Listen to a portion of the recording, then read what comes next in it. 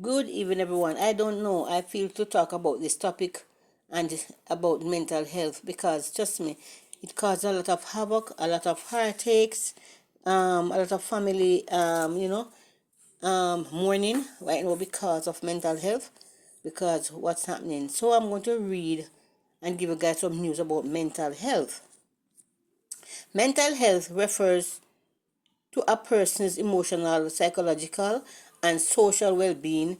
It influences how individuals think, feel, and act in their daily lives. Good mental health allows people to handle stress, relate to others, and make healthy decisions.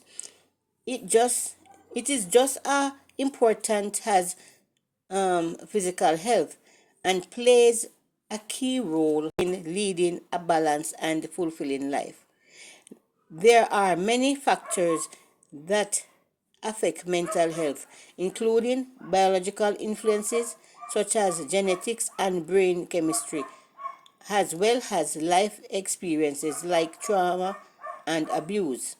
Social and environmental factors such as family relationships, financial stability, and community support also play a significant role.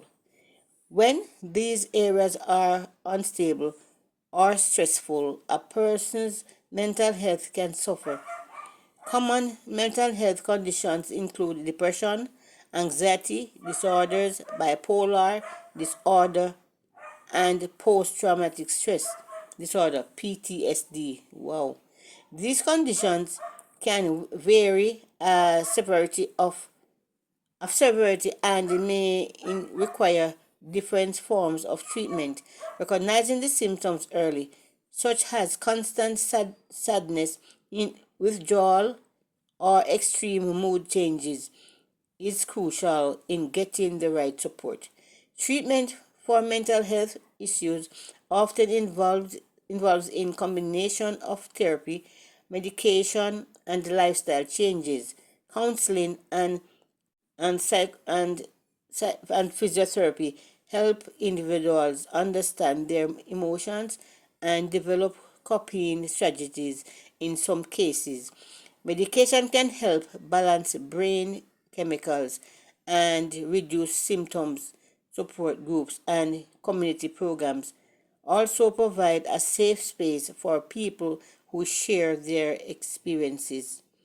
Maintaining good mental health involves taking care of both the mind and body. Regular exercise, a healthy diet, enough sleep, a strong social connections all contribute to emotional stability.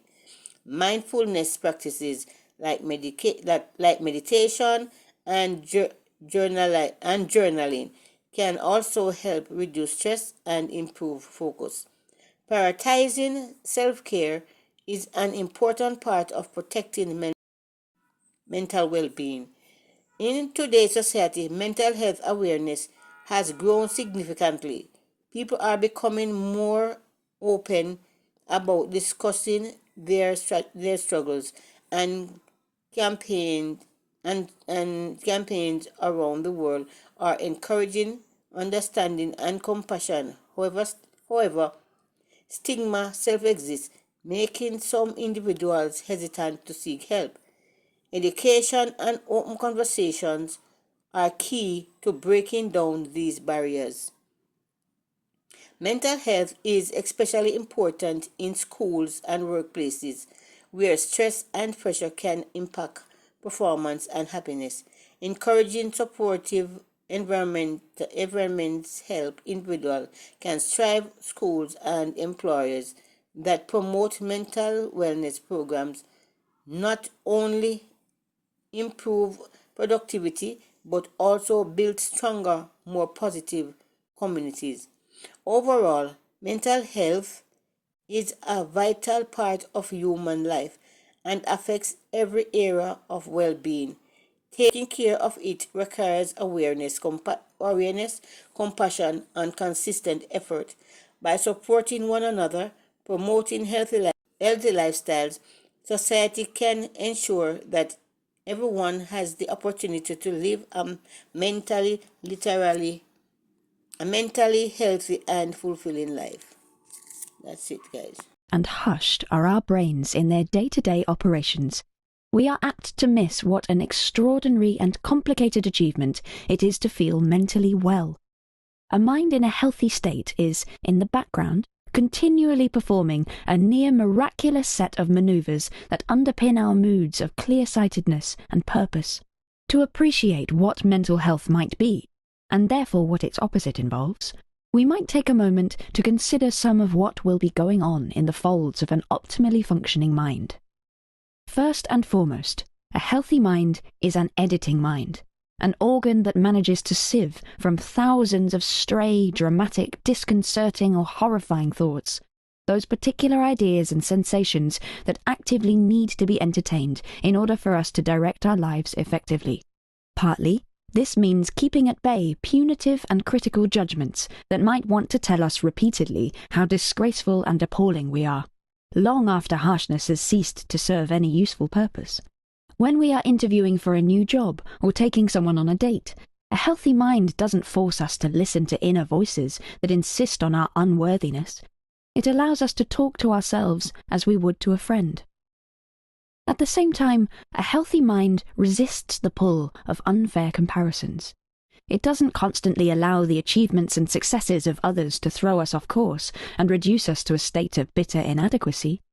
It doesn't torture us by continually comparing our condition to that of people who have, in reality, had very different upbringings and trajectories through life. A well-functioning mind recognizes the futility and cruelty of constantly finding fault with its own nature. Along the way, a healthy mind keeps a judicious grip on the faucet of fear. It knows that, in theory, there is an endless number of things that we could worry about. A blood vessel might fail, a scandal might erupt, the plane's engines could shear from their wings. But it has a good sense of the distinction between what could conceivably happen and what is in fact likely to happen. And it is able to leave us in peace as regards the wilder eventualities of fate, confident that awful things will either not unfold or could be dealt with ably enough if ever they did so. A healthy mind avoids catastrophic imaginings. It knows that there are broad and stable stone steps, not a steep and slippery incline, between itself and disaster. A healthy mind has compartments with heavy doors that shut securely. It can compartmentalize where it needs to. Not all thoughts belong at all moments. While talking to a grandmother, the mind prevents the emergence of images of last night's erotic fantasies. While looking after a child, it can repress its more cynical and misanthropic insights. Aberrant thoughts about jumping on a train line or harming oneself with a sharp knife can remain brief, peculiar flashes, rather than repetitive fixations. A healthy mind has mastered the techniques of censorship. A healthy mind can quieten its own buzzing preoccupations in order, at times, to focus on the world beyond itself. It can be present and engaged with what and who is immediately around. Not everything it could feel has to be felt at every moment. It can be a good listener. A healthy mind combines an appropriate suspicion of certain people with a fundamental trust in humanity. It can take an intelligent risk with a stranger. It doesn't extrapolate from life's worst moments in order to destroy the possibility of anything good emerging with a new acquaintance. A healthy mind knows how to hope. It identifies and then hangs on tenaciously to a few reasons to keep going. Grounds for despair, anger, and sadness are, of course, all around. But the healthy mind knows how to bracket negativity in the name of endurance. It clings to evidence of what is still beautiful and kind. It remembers to appreciate. It can, despite everything, still look forward to a hot bath, some dried fruit or dark chocolate, a chat with a friend, or a satisfying day of work. It refuses to let itself be silenced by all the many sensible arguments in favour of rage and despondency. Outlining some of the features of a healthy mind helps us to identify what can go awry when we fall ill. We should acknowledge the extent to which mental illness is ultimately as common and as essentially unshameful as its bodily counterpart. True mental health involves a frank acceptance of how much ill health there will have to be in even the most ostensibly competent and meaningful life, and we should be no more reluctant to seek help than we are when we develop a chest infection or a sore knee, and should consider ourselves no less worthy of love and sympathy. A lot of people all over the world suffering from mental health, having problems. Some of them are so proud they're not even seeking help. And so whenever we see signs of family members or friends with that kind of problem, I think we should assist them and help them out, because trust me, it's a very dangerous thing.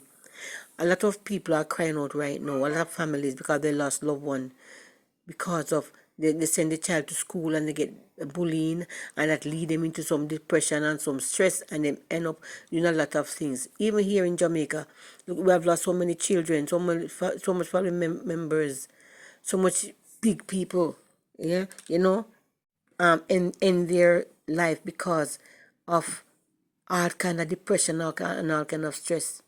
So I'm pleading out to people, anyone who see people suffering or see signs of people, like them have this problem, because you have different signs, you have them in a bipolar with depression, all of it comes in many ways, I'm asking you please to help them, because suffering alone with those kind of problems is not nice, and we are here to help each other.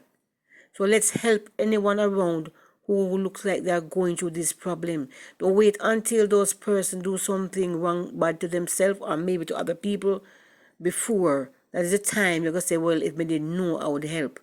So guys, please help these people. I don't know why today I get up and I feel to talk about this.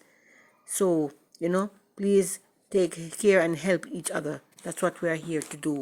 Thank you very much. So please like, share, and subscribe. Thank you.